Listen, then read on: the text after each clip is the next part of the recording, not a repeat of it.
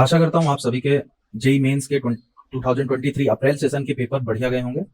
और पेपर का जो पैटर्न रहा उसके बारे में हम लोग आज डिस्कस करने वाले हैं। हम लोग अपने केमिस्ट्री पार्ट की बात करेंगे। इसमें हम देखेंगे कि हमने जो जनवरी सेशन में जो हमने एक एनालिसिस वीडियो डाला था उस बेसिस पे हमने जिन जिन टॉपिक्स को या चैप्टर्स को पॉइंट आउट किया था उस बेसिस पे हम ये एनालाइज करने की कोशिश करेंगे कि क्या टू द पॉइंट चीजें रही जैसे कि पिछले सेशन में एग्जाम में आई थी।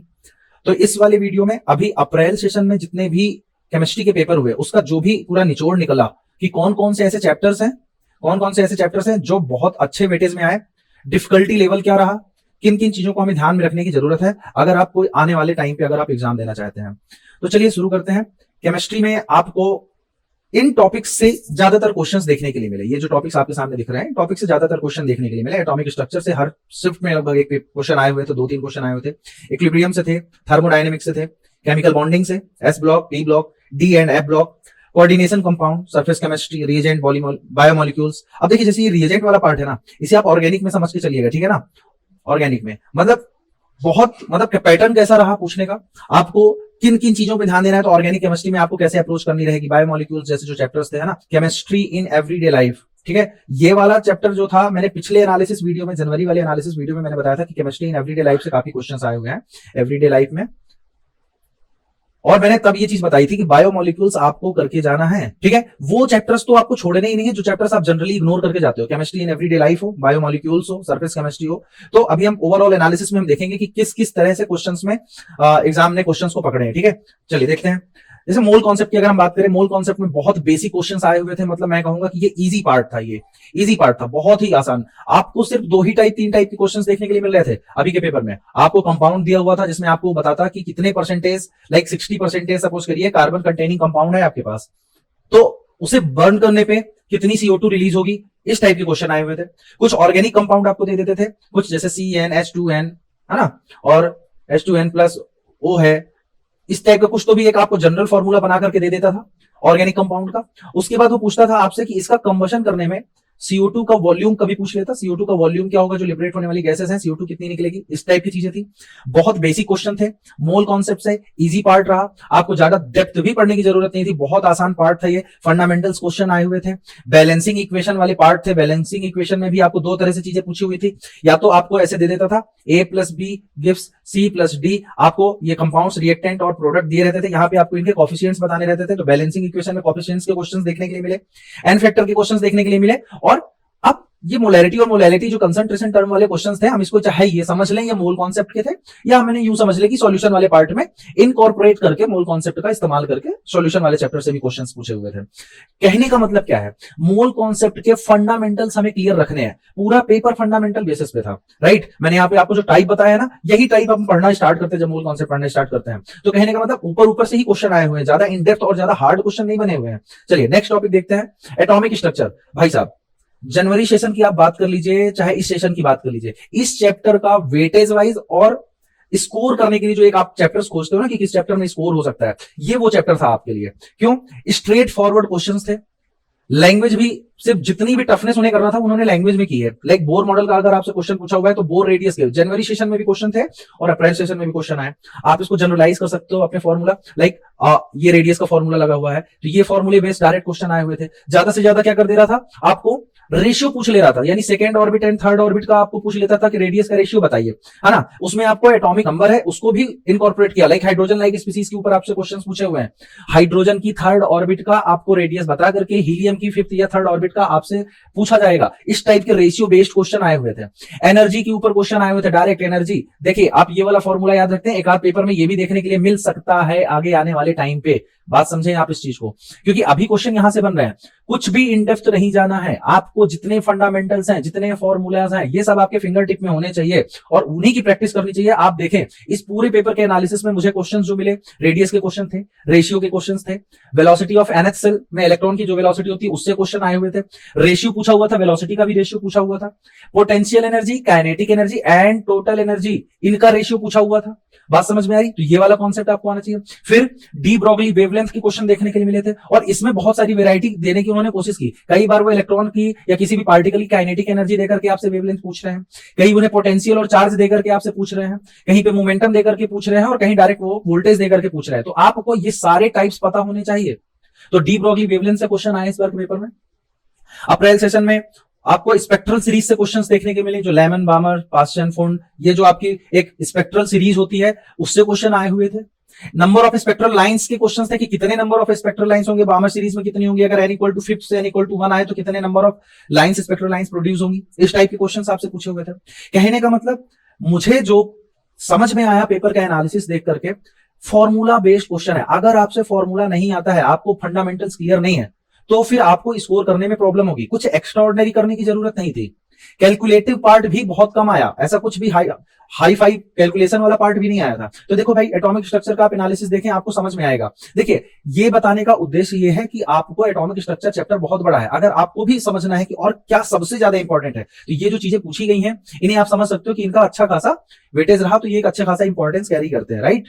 चलिए, इक्विलिब्रियम में देखने के लिए मिला, बहुत बेसिक, सिंपल और क्रिस्प क्वेश्चन आए। केपी के क्वेश्चंस थे, केसी के क्वेश्चंस थे, दोनों के बीच में रिलेशंस के क्वेश्चन थे। डेल्टा एनजीआरटी वाले बहुत बढ़िया बढ़िया ऑप्शन में आपको चेक करना रहता था। डेल्टा एनजी यानी चेंज इन गैसियस मोल वाली कौन चीजें आपको चेक करनी थी, ठीक है। फिर डिग्री ऑफ डिसोसिएशन का जो रिलेशन होता है किसके किसके साथ बेटा, केपी के साथ और केसी के साथ, इनके ऊपर क्वेश्चंस आए हुए थे। आपको डायरेक्ट केपी का और केसी का रिलेशन आपको अल्फा, डिग्री ऑफ डिसोसिएशन के साथ क्या है, आपको केपी दे रखा था, आपसे अल्फा पूछा हुआ था। इस टाइप के क्वेश्चंस थे। और एक चीज समझ लीजिए, आपके एनसीईआरटी में भी इक्विलिब्रियम, केमिकल इक्विलिब्रियम और केमिकल इक्विलिब्रियम वाले चैप्टर में आपको ये पीसीएल5 का डिसोसिएशन और एसोसिएशन पीसीएल3 और सीएल2 का, इस रिएक्शंस के क्वेश्चंस के प्रैक्टिस खूब सारी करिए। बहुत सारे क्वेश्चन इसी वाली रिएक्शन से आए हुए हैं केपी के, ठीक है। तो ओवरऑल देखा जाए तो इक्विलिब्रियम वाला कॉन्सेप्ट भी जो आया हुआ था, काफी सारे क्वेश्चंस थे और आसान क्वेश्चंस थे। चलिए, थर्मोडायनेमिक्स में देखें, फेवरेट है भाई का थर्मोडायनेमिक्स। हर शिफ्ट में अगर थर्मोडायनेमिक्स का पेपर बनाएंगे, वो क्वेश्चन यहां से उठा करके डालेंगे। बहुत वर्स्ट केस है कि वो कुछ इन डेप्थ जा करके या कुछ और पूछे, मोस्ट प्रोबेबली आपके क्वेश्चन यहीं से बन रहे हैं। आपको एंथैल्पी पूछा जा रहा है, ठीक है, इस रिलेशन से थर्मोडायनेमिक्स लॉ से क्वेश्चन आ रहा है। आपको एंथैल्पी और इंटरनल एनर्जी में जो रिलेशन होता है उससे क्वेश्चंस पूछे हुए हैं, ठीक है। गिब्स फ्री एनर्जी से आप देखें पेपर उठा करके, जनवरी सेशन में भी गिब्स फ्री एनर्जी से क्वेश्चन आए हुए थे और अप्रैल में भी आए थे। तब भी मैंने आपको ये चीज बताई थी कि भाई गिब्स फ्री एनर्जी का कॉन्सेप्ट पढ़ के जाना है, साथ ही साथ इससे एसोसिएटेड कॉन्सेप्ट होता है criteria of spontaneity of reaction. तो क्राइटेरिया ऑफ स्पॉन्टेनिटी आपको पढ़ के जाना है कि डेल्टा जी की वैल्यू क्या होनी चाहिए, ग्रेटर और लेस, ठीक है, ये ठीक ठाक। और ये ली चार्टेलियर प्रिंसिपल जो होता है, ली चार्टेलियर प्रिंसिपल, आपको पिछली बार वहां से क्वेश्चंस देखने के लिए मिले थे। इस बार इससे डायरेक्ट क्वेश्चन तो नहीं थे, पर आपको ओवरऑल गिब्स फ्री एनर्जी से आपको कमेंट करना था कि कैसा होगा, एक्सोथर्मिक है तो फॉरवर्ड जाएगी या स्पॉन्टेनियस होगी या बैकवर्ड आएगी, नॉन स्पॉन्टेनियस होगी, इस टाइप की चीजें आपसे पूछी हुई थी। तो ओवरऑल जैसा कि मैंने बताया कि इंथैल्पी फर्स्ट लॉ, ठीक है, फिर आपका ये आपका इंथैल्पी और इंटरनल एनर्जी के बीच में रिलेशंस के क्वेश्चन थे, गिब्स फ्री एनर्जी के क्वेश्चन थे। और इंपॉर्टेंट बात देखें भाई, इससे क्वेश्चन देखने के लिए मिले हैं, ये बस थोड़ा सा नया लगा। नया नहीं है, आप लोग पढ़ते हैं, पर हमेशा इन जनरल आप इसको देखे हुए नहीं रहते हो या इसके ज्यादा क्वेश्चंस नहीं करते हो। Gibbs free energy standard form में कैसे वेरी करती है टेम्परेचर के साथ और रिएक्शन क्वोशिएंट के साथ, तो इसका आपको इस फॉर्मूले बेस्ड क्वेश्चन आए हुए थे, राइट। तो थर्मोडायनेमिक्स भी ओवरऑल मॉडरेट ही रहा, ज्यादा टफ तो बिल्कुल नहीं कहूंगा, इजी टू मॉडरेट रहा आपका थर्मोडायनेमिक्स वाला पार्ट। चलिए आ जाते हैं केमिकल बॉन्डिंग में। केमिकल बॉन्डिंग में आप इनके बिना तो, आप इन सब टॉपिक्स को पढ़े बिना तो आप मान ही नहीं सकते कि आपकी केमिकल बॉन्डिंग कंप्लीट हुई है। और इसका सबसे बड़ा एग्जांपल है कि आप अप्रैल सेशन के पेपर उठा करके देखें, जितने भी मेमोरी बेस्ड क्वेश्चन अवेलेबल हैं, सब में वेस्पर थ्योरी से क्वेश्चन आया हुआ है, एस परसेंटेज, एस कैरेक्टर, और उसी से एसोसिएटेड जो आप इलेक्ट्रोनेगेटिविटी की बातें करते हो वो चीज पूछी हुई है।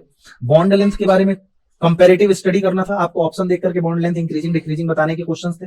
एमओटी आपको पढ़ के जाना ही जाना है, क्योंकि अगर आप एमओटी पढ़ के जाते हैं तो देखो बॉन्ड ऑर्डर के क्वेश्चन आए हुए थे, बॉन्ड ऑर्डर के क्वेश्चन आए हुए थे, वो आपको एमओटी की हेल्प से ही कर पाओगे, ठीक है। फिर bond energy, bond order, bond length, ये सारी चीजें आपकी कवर हो जाएंगी एमओटी के बाद। तो एमओटी डायरेक्ट तो नहीं पूछी हुई थी, एक तरह से एप्लीकेशन पार्ट था।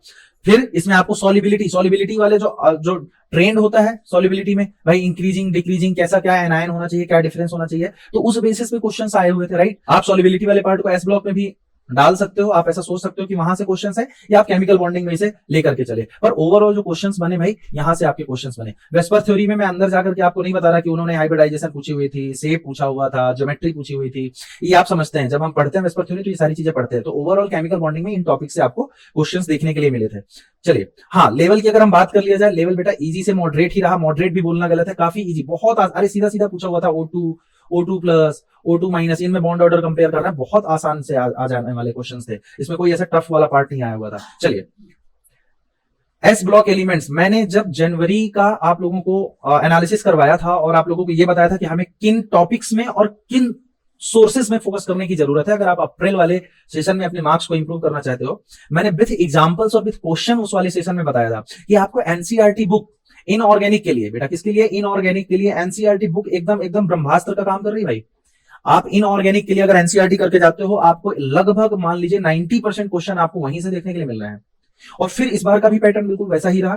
एनसीईआरटी बुक से क्वेश्चन आए थे, खासतौर पे कहां से आए थे, जो टेबल्स बनी हुई है, एस ब्लॉक वाला आप चैप्टर उठाइए, उसमें जो चैप्टर्स में टेबल्स बनी हुई है ढेर सारी, उस टेबल से डायरेक्ट क्वेश्चन आ रहे हैं भाई। हाइड्रेशन एनर्जी का इंक्रीजिंग डिक्रीजिंग ऑर्डर पूछा हुआ है, लैटिस एनर्जी का इंक्रीजिंग डिक्रीजिंग ऑर्डर पूछा हुआ है, आयनाइजेशन एनर्जी का क्या ट्रेंड होता है along the period along the group, इसके बारे में क्वेश्चंस पूछे हुए हैं। First ionisation energy, second ionisation energy, third ionisation energy, इनकी भी टेबल्स दी हुई हैं, इनके ऊपर क्वेश्चंस आए हुए हैं। सॉलिबिलिटी, बहुत क्वेश्चंस पूछे गए हैं और ये बिल्कुल ऐसे क्वेश्चंस थे जो आपको अगर आते हैं तो आपको 10 सेकंड में करके आप आगे निकल जाओगे। सॉलिबिलिटी किनके, सर एस ब्लॉक में एल्केली मेटल और एल्केलाइन अर्थ मेटल्स के जो सॉल्ट्स थे, कौन से salts, sulphate salts, oxides, carbonates, right, तो इनके नाइट्रेट्स भी शामिल कर लीजिए, नाइट्रेट्स, इनकी सॉलिबिलिटी से रिलेटेड क्वेश्चंस आए थे, इनकी थर्मल स्टेबिलिटी से रिलेटेड क्वेश्चंस आए थे। तो ओवरऑल क्या है, आपको एनसीईआरटी थ्रू आउट बहुत अच्छे से पढ़नी है, टेबल्स एक भी नहीं छोड़ना, फिजिकल प्रॉपर्टीज में फोकस करना है, क्या, सॉलिबिलिटी में, थर्मल स्टेबिलिटी में, ठीक है। ज्यादा केमिकल रिएक्शंस देखने के लिए नहीं मिली है इस ब्लॉक से, ठीक है, फिजिकल प्रॉपर्टीज में ज्यादा फोकस रहा। आप पढ़ेंगे पूरा, लेकिन जो मैं यहां पे बता रहा हूं, जो आपका एग्जाम पैटर्न जो ओवरऑल क्रिस्प चीजें निकल के आ रही हैं, आपको इनको बहुत स्ट्रेंथन करना है, इनको अच्छे से पढ़ना है, राइट। चलिए पी ब्लॉक की अगर हम बात करें तो पी ब्लॉक में भी अगेन एनसीईआरटी टेबल से, अभी से नहीं, पिछले आप 3-4 साल से देख लीजिए पी ब्लॉक के क्वेश्चन जो ग्रुप 16, 17, 18 एंड 14, 18 छोड़ दें, 14, 16, 15, इन 4 ग्रुप की जो टेबल दी हुई है, 14 भी हटाओ, आपको पी ब्लॉक 12th में इन ये जो 15, 16, 17 में ग्रुप्स की जो टेबल दी हुई है, इस टेबल से हर साल हर सेशन में और हर शिफ्ट में क्वेश्चन आ रहा है। क्या क्या चीजें आ रही हैं, ध्यान दीजिए, इधर मैं आपको बताता हूं। देखिए सबसे चीज इंपॉर्टेंट चीज क्या, हाइड्राइड्स जो हैं ग्रुप वाइज और ऑक्साइड्स जो हैं, उनकी प्रॉपर्टीज से रिलेटेड क्वेश्चंस आए हैं, देखे गए हैं। केमिकल प्रॉपर्टीज, देखो मैंने बताया था कि एस ब्लॉक की केमिकल रिएक्शन से ज्यादा क्वेश्चंस नहीं देखने के लिए मिले, लेकिन पी ब्लॉक की केमिकल इक्वेशन में केमिकल प्रॉपर्टी से क्वेश्चन देखने के लिए मिले। कैसे देखने के लिए मिले, आपको सपोज करिए ऑक्साइड्स दे देता है, उनका एसिडिक और बेसिक बिहेवियर पूछा हुआ था। आपको हाइड्राइड्स दे देता है, उनकी थर्मल स्टेबिलिटी पूछी हुई है उन्होंने, ठीक है, सॉलिबिलिटी पूछी हुई है, मेल्टिंग पॉइंट का रेशियो पूछा हुआ है, बॉइलिंग पॉइंट का रेशियो पूछा हुआ है, इंक्रीजिंग डिक्रीजिंग ऑर्डर पूछा हुआ है, राइट। और सबसे इंपॉर्टेंट बात, ऑक्साइड्स के स्ट्रक्चर्स भी आए थे, आपको सवालों में देखने के लिए मिले। जो हायर ऑक्साइड्स बना पा रहे हैं उनके स्ट्रक्चर्स बताना है, उसमें आपको काउंटिंग बॉन्ड्स, देखो स्ट्रक्चर्स में भी क्या पूछा हुआ था, central metal double bond O कितने हैं इसमें, इस ऑक्साइड में सिंगल बॉन्ड कितने हैं, ठीक है, इस टाइप के क्वेश्चन पूछे हुए थे। फिर इलेक्ट्रोनिगेटिविटी और इलेक्ट्रॉन गेन एंथैल्पी से क्वेश्चंस आए हुए हैं। ये सारी चीजें आपको एनसीईआरटी में टेबल में कवर कराई हुई हैं, ठीक है। केमिकल रिएक्शन से क्वेश्चंस आए, मैंने बता दिया, केमिकल प्रॉपर्टीज से क्वेश्चन आए हुए थे। कुछ रिएजेंट्स और कुछ कलर्स, जैसे मैं आपको बताता हूं, जैसे मान लीजिए आपको दिया हुआ है हैबर प्रोसेस दी हुई है। अब हैबर प्रोसेस में कांटेक्ट प्रोसेस दी हुई है, उसकी रिएजेंट्स क्या है, उसमें कैटलिस्ट कौन सा यूज होता है, प्रेशर और टेम्परेचर की कंडीशंस क्या है, ठीक है। कुछ जब आप ग्रुप वाइज पढ़ते हो तो कुछ आयंस के कलर क्या होते हैं, उन आयंस में कौन कौन से कलर्स देखे जाते हैं, तो इस टाइप के क्वेश्चंस का ट्रेंड देखने के लिए मिला। और इंपॉर्टेंट बात, ये हर बार आता है और टफ भी लगता है। जनवरी में भी देखने के लिए मिला था, अप्रैल में भी देखने के लिए मिला। क्या है, नोबेल गैस, खासतौर पर जेनॉन के जो फ्लोराइड्स हैं उनकी हाइड्रोलिसिस की रिएक्शन एनसीईआरटी में साफ साफ लिखी हुई है, वहां से क्वेश्चन आ रहा है, कुछ नहीं, सीधे सीधे रिएक्शन ही उठा करके रख दी गई है। आपको ऑप्शन में आइडेंटिफाई करना है कि जेनॉन के फ्लोराइड्स का हाइड्रोलिसिस करेंगे तो क्या प्रोडक्ट बनने वाला है, स्ट्रेट फॉरवर्ड क्वेश्चन, राइट। तो ये रहा आपके पी ब्लॉक का। अगर मैं डी ब्लॉक की बात करूं, देखो डी ब्लॉक, एफ ब्लॉक और कोऑर्डिनेशन कंपाउंड, आप अलग अलग ना ही पढ़े तो ज्यादा बेटर है, एक साथ पढ़ने की सोचे और एक साथ इनके वेटेज को समझने की कोशिश करें। अगेन इनऑर्गेनिक पार्ट है, NCERT tables more than sufficient, बहुत कुछ आया हुआ था। जनवरी वाले सेशन में एटीएम का कलर पूछा हुआ था, डायरेक्ट वो टेबल में लिखा हुआ है अपने एनसीईआरटी की। तो फिजिकल प्रॉपर्टी से इस बार भी क्वेश्चन देखने के मिले। ऑक्सीडेशन स्टेट में डी ब्लॉक, एफ ब्लॉक की ऑक्सीडेशन स्टेट से क्वेश्चन देखने के लिए, कौन कौन से स्टेबल ऑक्सीडेशन स्टेट्स हैं, मोस्ट पॉसिबल ऑक्सीडेशन स्टेट कौन सी है, वेरियस मेटल्स आपको दे दिए जाते थे एफ ब्लॉक के। फिर हाइब्रिडाइजेशन, कोऑर्डिनेशन कंपाउंड की बात कर रहे हैं, हाइब्रिडाइजेशन कैसे, inner orbital outer orbital complex जो बनते हैं उनसे क्वेश्चंस आए हुए हैं इस बार। स्ट्रक्चर से क्वेश्चन आए हुए हैं, स्क्वायर पिरामिडल होगा, टेट्राहेड्रल होगा या ऑक्टाहेड्रल होगा, इस टाइप के क्वेश्चंस पूछे हुए हैं, ठीक है। मैग्नेटिक नेचर से ऊपर क्वेश्चन पूछा हुआ है, पैरामैग्नेटिक, डायमैग्नेटिक, काफी सारे क्वेश्चंस इस तरह के लिए देखने के लिए मिले।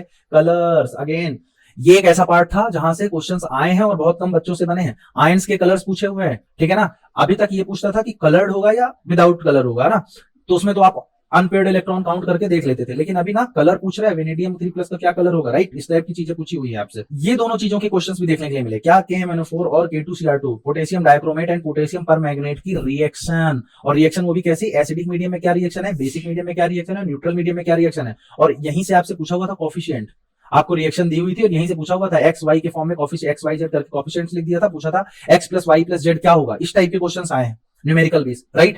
प्रॉपर्टीज करना है आपको, क्या करना है, एक तो केमिकल प्रॉपर्टीज में रिएक्शंस पढ़नी है, इन तीनों मीडियम्स में आपको प्रॉपर्टीज पढ़नी है, ठीक है? एंड फैक्टर का नॉलेज होना चाहिए कि एसिडिक मीडियम में एन फैक्टर क्या हो जाता है, बेसिक मीडियम में क्या हो जाता है, और कलर्स, है ना, कि ये टेस्टिंग में किस तरह से यूज होते हैं, कब पिंक कलर देगा, कब ऑरेंज कलर देगा, तो इसके ऊपर भी क्वेश्चंस देखने के लिए मिले, ठीक है? क्रिस्टल फील्ड थ्योरी पढ़ के जाना है क्योंकि इंपॉर्टेंट है। ऐसा ज्यादा क्वेश्चन तो मतलब नहीं, ज्यादा इन डेप्थ इससे अच्छे क्वेश्चन बनते हैं, पर वैसे क्वेश्चन देखने के लिए नहीं मिले।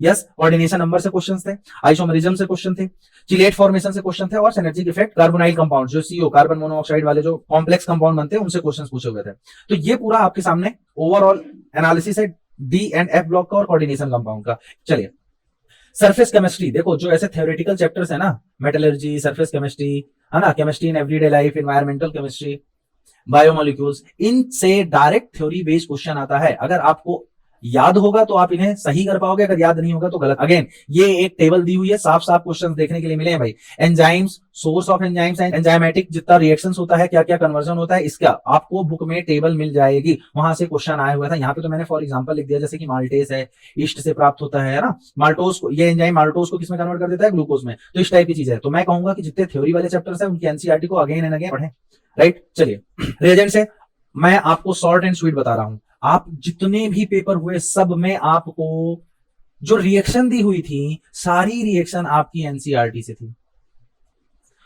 खासतौर पे नेमिंग रिएक्शंस थी। अब अगर ये एनसीईआरटी से ही आ रहा है तो फिर बन क्यों नहीं रहा, जिनसे बन नहीं रहा है, टफ क्यों लग रहा है? क्योंकि आप आइडेंटिफाई नहीं कर पा रहे हो, आपको रिएक्शन के रिएजेंट्स याद नहीं है। इसीलिए मैंने इस चैप्टर को, इस टॉपिक को क्या बोला है, रिएजेंट्स। आपको रिएजेंट्स याद रखना है, क्योंकि देखो जो क्वेश्चन डिजाइन किया जा रहा है ना, वो इस तरह से कर रहा है ना कि वो नेमिंग से नहीं पूछ रहा है, वो आपको रिएजेंट दे देता है पर्टिकुलर, और आपसे प्रोडक्ट पूछता है। हर स्टेप में आपको रिएजेंट को आइडेंटिफाई करना है। आप रिएजेंट आइडेंटिफाई कर लोगे, आपको भले नहीं पता कि ये क्लेमेंसन रिएक्शन है, आपको नहीं मालूम, आप रिएजेंट आइडेंटिफाई कर पा रहे हो और डायरेक्ट उसका प्रोडक्ट लिख पा रहे हो, this is sufficient for this type of exam. अभी जो सिनेरियो चल रहा है उसकी बात कर रहा हूं बेटा। तो ऑर्गेनिक केमिस्ट्री को पढ़ते समय हमें ध्यान ये रखना है कि जितनी भी आप रिएक्शंस पढ़ते हैं, चाहे वो नेमिंग रिएक्शन हो चाहे नॉन नेमिंग रिएक्शन हो, आपको रिएजेंट और उसका फंक्शन पता होना चाहिए। तो रिएजेंट के हिसाब से, रिएजेंट के पॉइंट ऑफ व्यू से आपको चैप्टर पढ़ने की जरूरत है, ठीक है? चलिए, और एक मजेदार बात देखने के लिए मिली कि डाइजोनियम सॉल्ट की इतनी भर भर के रिएक्शंस आ रही है भाई साहब, मुझे लगता है इन लोगों की फेवरेट हो गई है डाइजोनियम सॉल्ट का। आप देखिए डाइजोनियम वाली जो रिएक्शन है, डाइजोनियम सॉल्ट फॉर्मेशन का रिएक्शन है, फिर आप हीट करते हो तो नाइट्रोजन गैस रिलीज हो जाती है। इस पे जनवरी में भी अच्छे अच्छे क्वेश्चन आए हुए थे और अप्रैल में भी क्वेश्चन अच्छे पूछे हुए हैं। इवन एक दो क्वेश्चन आपको हर दूसरे दिन देखने के लिए मिला है डाइजोनियम सॉल्ट में। आपको लेकिन वही चीज है कि आपको क्या करना है, आइडेंटिफाई करना है, क्योंकि वो रिएजेंट्स इस तरह से दे रहा है कि आप वहां कंफ्यूज हो सकते हो। तो मेरी बात याद रखना है, मैं क्या बता रहा हूं, ऑर्गेनिक केमिस्ट्री को थोड़ा सा रिएजेंट पॉइंट ऑफ व्यू से पढ़ना है, ठीक है ना? आपको रिएजेंट पता होना चाहिए कि कौन कौन से रिएजेंट से क्या क्या प्रोडक्ट बन रहा है। एक बार नाम आप भूल जाओगे चल जाएगा, ठीक है? चलो, बायोमोलिक्यूल्स, बढ़िया वेटेज रहा इसका, इस चैप्टर का, अच्छे खासे क्वेश्चंस देखने के लिए मिले। अगेन रिपीटेड पैटर्न रहा, एनसीईआरटी बेस्ड रहा, ठीक है? पिछले बार के भी जनवरी का आप पेपर उठा के देखो, मेमोरी बेस्ड पेपर उठा के देखो, आरएनए और डीएनए के जो बेसिस पाए जाते हैं 4, ठीक है, उस पे क्वेश्चंस आए हैं। आप एडोनिन, साइटोसिन, ठीक है, गुआनिन, ये सारे आप पढ़ तो लेते हो, नाम तो याद कर लेते हो, लेकिन इनके स्ट्रक्चर भी बने हुए एनसीईआरटी में। स्ट्रक्चर छोड़ के नहीं जाना, वेरी इंपॉर्टेंट। 3-4 स्टार लगा दे रहा हूं बेटा, इस बार भी स्ट्रक्चर से क्वेश्चन आया है। डीएनए आरएनए के जो बेसिस हैं, जो 4 बेसिस होते हैं ना, तो एडोनिन, थाइमिन और गुआनिन और साइटोसिन, इनके स्ट्रक्चर से क्वेश्चंस आए हैं, तो पढ़ के जाना है, ओके? और इनमें आपस में क्या डिफरेंस है, स्ट्रक्चरल डिफरेंसेस क्या है, उस पे क्वेश्चन आया हुआ है। अब अगर आपको ये चीजें नहीं पता, आप स्किप करके जाओगे, आपसे क्वेश्चन नहीं बनने वाला है। तो मैं बोल रहा हूं कि बायोमोलिक्यूल, अगेन वही इनऑर्गेनिक वाला, आपको थ्योरी अच्छे से पढ़ के जाना है, एनसीईआरटी की ईच एंड एवरीथिंग। ना आपको टेबल छोड़ना, ना आपको स्ट्रक्चर छोड़ने। आपको टफ लगेंगे स्ट्रक्चर्स, उसको बना बना के प्रैक्टिस करें, क्योंकि देखो भाई मैं बता रहा हूं ना कि बेसिस के स्ट्रक्चर से सीधे सीधे क्वेश्चन आए इस बार। विटामिन जो है भाई, उनके केमिकल नेमिंग से क्वेश्चन आए हुए हैं, ठीक है? B6, B12, इन सबके ऐसे नाम पूछे हुए थे। ग्लूकोज की रिएक्शंस जब आप आइडेंटिफाई करते हो, स्ट्रक्चर चैप्टर स्टार्ट होता है और हाइड्रोकार्बन में ग्लूकोज और उनका स्ट्रक्चर आइडेंटिफाई करने के लिए एक लाइन से 6 और 7 रिएक्शंस पढ़ते हो अपने स्कूल लेवल पे। उन रिएक्शन से क्वेश्चन आया हुआ है, मतलब मैं यूं कह सकता हूं कि एनसीईआरटी से अगेन क्वेश्चंस आए हैं। पिछले बार भी शुगर का क्वेश्चन आया था, जो शुगर की आपको एक टेबल दी हुई है, उसमें कई सारी शुगर्स के नेम लिखे हुए हैं, उनकी स्वीटनेस का पैरामीटर्स दिए हुए हैं, लाइक 200 और 300, इस टाइप से आपको ग्रेटर देन 200 और 300, इस तरह से चीजें दी हुई हैं। तो शुगर्स भाई आपको पढ़ के जाना है, स्पार्टीन वगैरह जितनी भी हैं, टेबल पढ़ के जाना है, उनके स्ट्रक्चर्स पढ़ के जाना है, ठीक है। तो शुगर को तो छोड़ के नहीं जाना है, करके ही जाना है, एनी हाउ कुछ भी हो जाए। तो इस बार भी जो आप अगर देखें तो ये पूरा पैटर्न रहा बायोमोलिक्यूल्स वाले चैप्टर का भी। तो अगर मैं आप लोगों को दिखाऊं यहाँ पे कि स्टार्टिंग में हम जो देख रहे थे कि भाई कौन कौन से हमें चैप्टर्स रेडी करने हैं या कौन कौन से चैप्टर से क्वेश्चंस पूछे गए हैं, जो पैटर्न रहा। तो देखो यहाँ पे हमने इतने चैप्टर्स डिस्कस किए, ऐसा नहीं है कि बाकी चैप्टर से क्वेश्चंस नहीं आए थे, पर जो अगर वेटेज वाली बात करें तो 60 to 70% क्वेश्चन यहाँ से उठ के आए हुए थे। और उनमें भी क्या क्या चीजें पूछी हुई थी कि सर हम अगर एटॉमिक स्ट्रक्चर पढ़ने बैठे तो कितनी डेप्थ में जाए, किस टाइप के क्वेश्चंस की प्रैक्टिस करें। तो इस वीडियो का उद्देश्य ये था, आप लोगों को समझ में आ गया होगा कि जो पेपर आ रहा है वो इजी ही आ रहा है, लेकिन पेपर की सबसे बड़ी रिक्वायरमेंट है कि आपको कॉन्सेप्चुअल क्लियरिटी होनी चाहिए, आपको उसमें कोई भी कंफ्यूजन नहीं होना चाहिए, क्योंकि अगर आपको कंफ्यूजन होगा तो आप कैलकुलेशन में एरर कर दोगे, ठीक है। उम्मीद करता हूं आप लोगों को पसंद आएगा और आप लोगों की तैयारी में हेल्प